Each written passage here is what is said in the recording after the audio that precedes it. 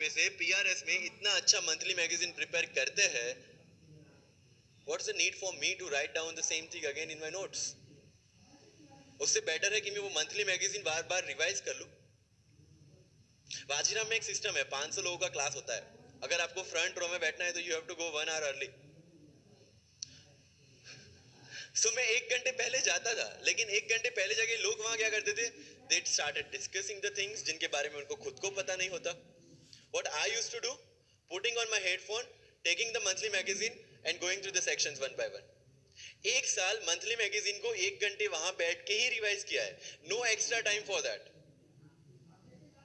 और इसी हिसाब से प्रीलिम्स के पहले मेरे मंथली मैगजीन 5 बार रिवाइज हो चुके थे। That give you the confidence to go for the prelims exam. Revision हर बार क्या होता है, प्रीलिम्स में जाता है, एक क्वेश्चन देखा, 2 ऑप्शन पता है, 2 ऑप्शन नहीं पता है, होता है यूपीएससी में, इट्स वेरी कॉमन। 2 ऑप्शन पता है, that means you have read that topic. 2 options नहीं पता, that means you lack clarity on that topic. ये डिलेमा वाले क्वेश्चंस जितने कम, आइदर आपको आता है और नहीं आता है, दैट्स ऑल। जितने ज्यादा क्वेश्चंस में डिलेमा, उतना आपका रिवीजन ज्यादा चाहिए, उतनी आपकी क्लैरिटी कम है। This is simple test for checking out कि आपकी प्रिपरेशन कहां तक पहुंची है। जब भी टेस्ट लेके बैठो, टॉपिक है, अगर पढ़ा हुआ है तो यू मस्ट नो एवरीथिंग, अगर नहीं पढ़ा है that's not the issue. See, you just need to score 60% or 70% in prelims. Same thing, 50% in mains. So there is no one who can clear the 100% syllabus of UPSC. आज तक UPSC, GPSC दोनों first attempt में clear करने के बाद भी, if I am asked something from medieval India, I don't know anything. पढ़ा ही नहीं, मैंने स्किप कर दिया। मुझे पता है कि अगर 2 क्वेश्चन पूछते हैं प्रीलिम्स में, why to invest such a time on that instead of मैं पॉलिटी और इकोनॉमी का रिवीजन ना करूं जिसमें से श्योर क्वेश्चन आने हैं, या फिर मैं इकोनॉमी और एनवायरमेंट ना पढ़ूं जिसमें से 15-20 क्वेश्चन श्योरली आने हैं। Why to waste some time on something which is very uncertain in exam? And believe me, जब मैंने मेडिवल छोड़ा, मैं सर के पास गया था, he might not remember, लेकिन मुझे याद है, बोला सर मेडिवल पढ़ूं? बोलते क्वेश्चन पूछते तो नहीं है मेडिवल में, लेकिन मैं ये नहीं कहूंगा कि तुम मेडिवल मत पढ़ो। क्वेश्चन आ गए तो, एंड आई अंडरस्टूड सर, समझदार को इशारा काफी है। I left the portion and 2017 के प्रीलिम्स में एक भी क्वेश्चन मेडिवल से नहीं है। अब इसको आप लक बोलोगे, और ये लक तब बना जब मैंने कोई डिसीजन लिया। समझ रहे हो, राइट? तो सी यूपीएससी, मैंने पहले भी अपने इंटरव्यूज में कहा और आज फिर से करा, it's just a mind game, it's just a mind game. चीजों को समझना है।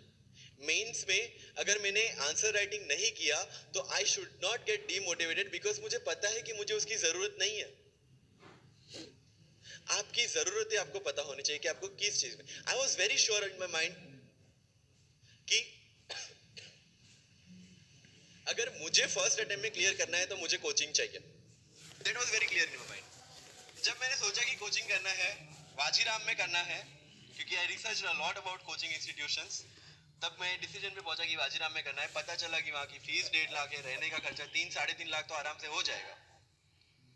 अरे घर में टोटल सेविंग 10,000 से ज्यादा नहीं थी उस time, but I saw the dream, करना है, यहीं से करना है। एंड फिर गांव से एक बिजनेसमैन ने बोला कि ठीक है, you go to Delhi, you pursue your dream, I will finance your expenditures. But ये तब हो पाया जब I saw the dream without considering the situations.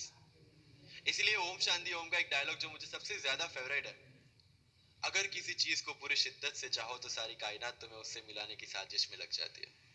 मेरे साथ ऐसा ही हुआ, क्योंकि मैंने शिद्दत से चाहा था यूपीएससी को, और जिस दिन दिल्ली में मैंने पैर रखा था, उसी दिन मेरे दिमाग में क्लियर था कि मेरा फर्स्ट अटेम्प्ट ही मेरा फाइनल अटेम्प्ट होगा।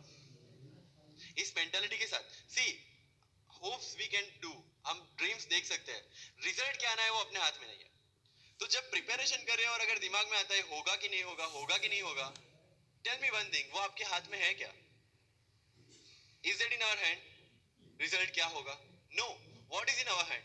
Working, giving your 100% for this exam and with proper strategy, that is in my hand. I will do it.